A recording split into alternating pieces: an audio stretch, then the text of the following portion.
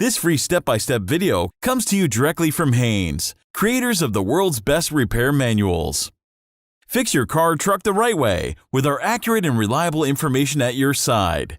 You can complete more than 200 jobs on this vehicle when you purchase the complete online manual at Haynes.com. PCV valve replacement. Pull the hood release lever located on the driver's side kick panel. Push the hood safety latch to your left, then raise the hood.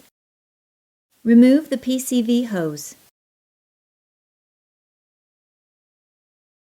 Unscrew the PCV valve from the crankcase. Use the socket to start the PCV valve into the engine.